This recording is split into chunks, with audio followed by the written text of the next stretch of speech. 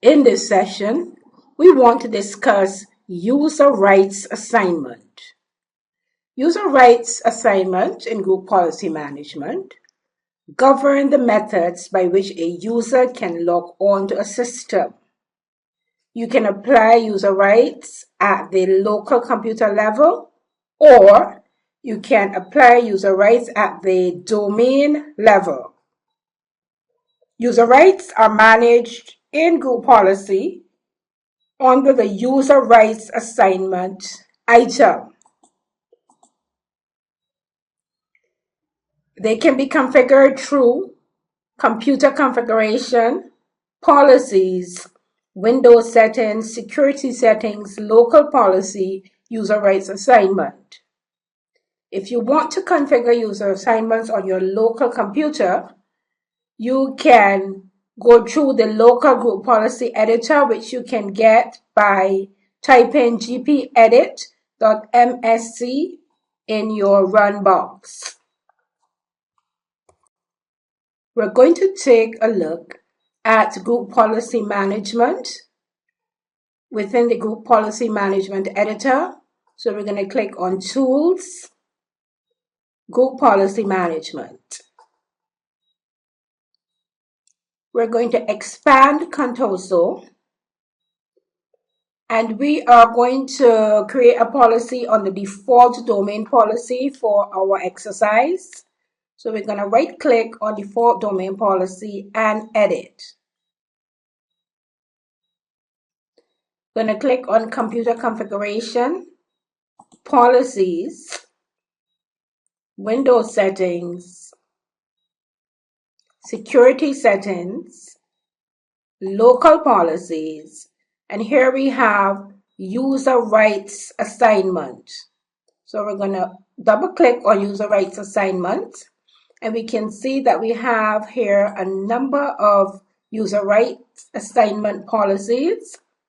You can change the time zone, change the system time, create global objects, allow logon locally. There are a whole number of user rights assignment that we can configure here.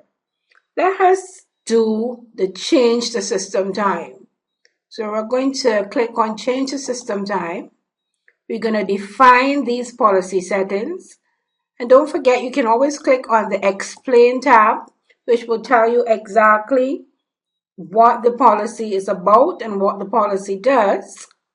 We're going to click back on security policy settings, and here you can add a user or a group to this setting. So if we click add user or group, you can, if you remember the name of the group or user, you can type it in, or of course you can browse and click advanced, find now, and then you want to look for that particular user. For our example, we're going to look for a user that we can use. And here we have Ben Smith. So we're going to use Ben. We click on OK. And OK a second time. And we see the name Contoso Ben Smith. And we click on OK to close the box. So Ben Smith now will be able to use this particular policy to change the date and system time within the particular OU.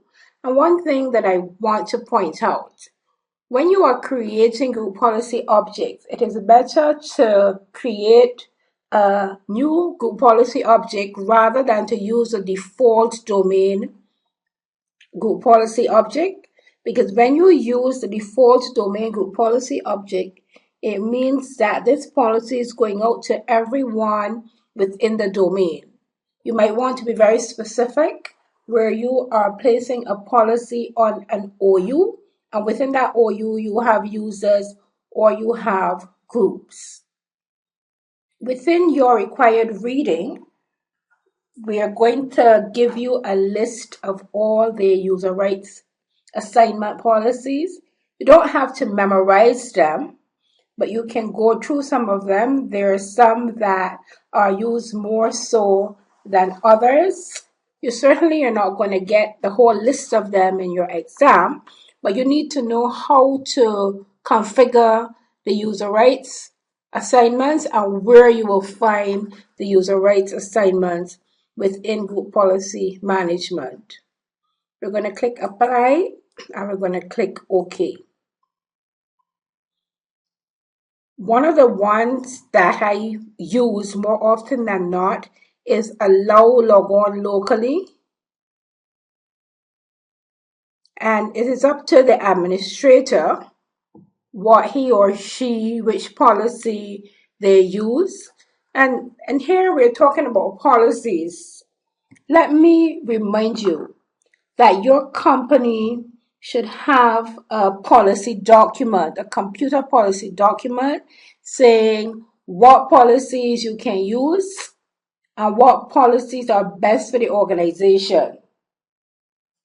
Because you are a network administrator does not mean that you're going to go to work one morning and decide that you're going to put in some restrictions and take out some restrictions. You should have a document signed off by your boss of the things that need to be done within your organization so that there's no confusion. Always have a company policy saying just what is allowed and what is not allowed. So you then are guided by that company policy when you are creating policy objects. Remember, group policy is a very powerful tool. You get to dictate what a user can or what a user cannot do. So you should be sure and make up. If your company does not have a computer policy, you can create a computer policy. You can share it with your boss and have your boss sign off on that policy. This is the end of the session. I want to thank you for listening.